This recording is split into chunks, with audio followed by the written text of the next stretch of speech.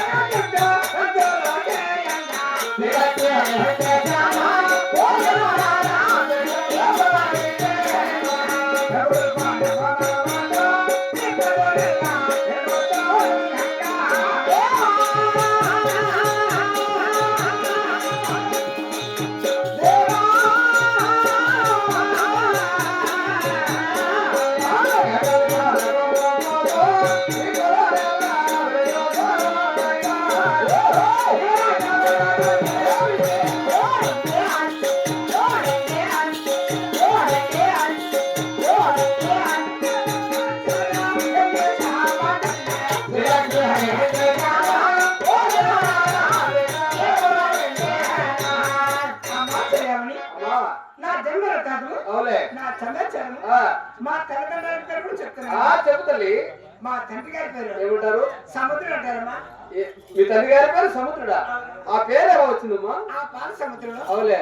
తామర పుష్పంలో జన్మించాను కనుక. ఏ అవునమ్మా. దేవతలు రాక్షసులు కోలాహలం చేసుకున్నప్పుడు పాల సముద్రంలో తామ్ర పుష్పంలో పుట్టావు కాబట్టి మా తండ్రి సముద్రం అంటారు. అవును. మీ తల్లి గారు? మా తల్లి కావేరి కృష్ణమ్మ. అడిగిన వరాలు ఇచ్చే మా తల్లి కావేరి కృష్ణమ్మ మీ తల్లి. ఇక నీ భర్త ఆది మహావిష్ణువు అంటారమ్మా. దశావతారం అవతారంలో వచ్చిన మహానుభావుడు ఆ శ్రీమన్నారాయణ వైకుంఠ వాసుడు లక్ష్మీ నరసింహస్వామి. లక్ష్మీ నరసింహస్వామి నీ భర్త. అమ్మా, నీ పేరుమ్మా? చెప్తాను. ముఖ్యంగా నీ పేరు కదా మాకు కావాల్సింది. అలాగే చెప్తాలి.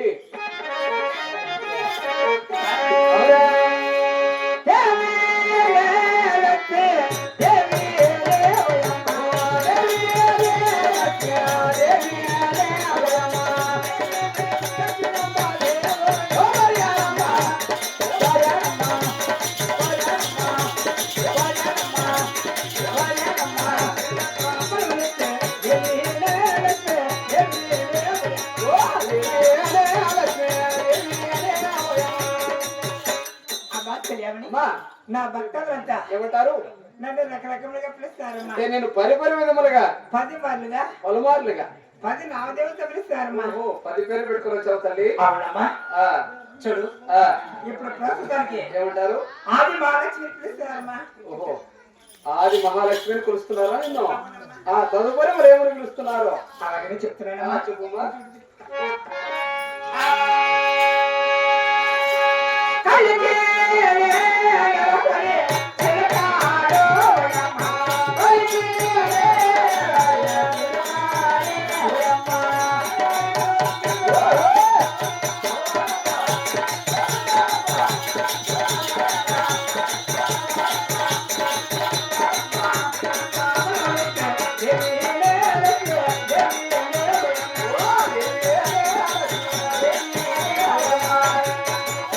అమ్మా చెయ్యాలి మా, కలికిరే నరాలి అవులే. ఒక చిలుకని కూడా పిలుస్తారమ్మా. పంచరంగులు చిలుక, 5 రంగులతో చిలుక ఎలా ఉంటుందో ఆ పేరు పెట్టుకుని భూలోకానికి దిగొచ్చానంటావా? ఆ ప్రకారం నన్ను పిలుస్తున్నారు. ఆ తదుపరి మళ్ళేమంటున్నారు? ఇంకా కూడా చెప్తున్నారు. ఇంకా ఏముంది?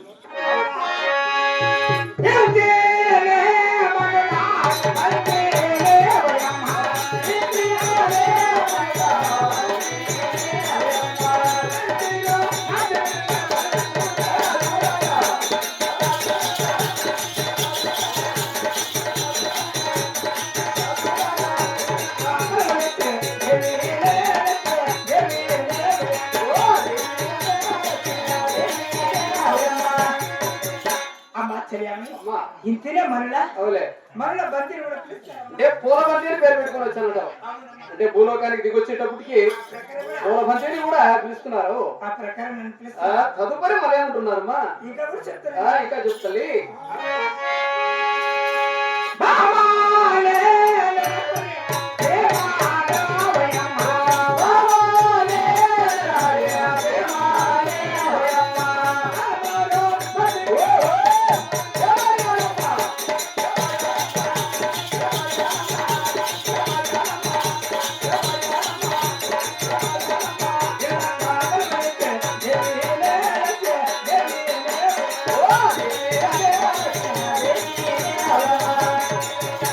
అమ్మా చెయ్యాలి అమ్మా, బాగానే ఉండాలి. అవులే. ఓ ప్రేమని కూడా పిలుస్తారమ్మా. అంటే నీ భర్త పైన నీకు అంత ప్రేమ ఉందన్నమాట. అవునమ్మా. ఆయన వైకుంఠ వాసుడు, లక్ష్మీ నరసింహస్వామి. అంటే దశావతారం అవతారంలో వచ్చిన మహానుభావుడు శ్రీమన్ నారాయణుడు అతను. కాబట్టి నీ భర్త పైన నీకు ప్రేమ ఎక్కువగా ఉంటుంది తల్లి. అవునమ్మా. చాలా చక్కగా చెప్తున్నావు తల్లి. చూడమ్మా అమ్మా, మరి ఇంకా ఏమని పిలుస్తారంటే ఇప్పుడు పాడ రూపంలో చెప్పినావు, అవును ఇంకా కదా. మాట రూపంలో చెప్పు. నేను ఏమని పిలుస్తున్నారు భూలోకంలో? అవును కావును, అవునమ్మా. అర్థం కావడం లేదనే కదా అడుగుతున్నా. చూడమ్మా భూలోకంలో భక్తులందరూ కూడా అవును నిన్ను ఏ రకంగా కొలుస్తున్నారు?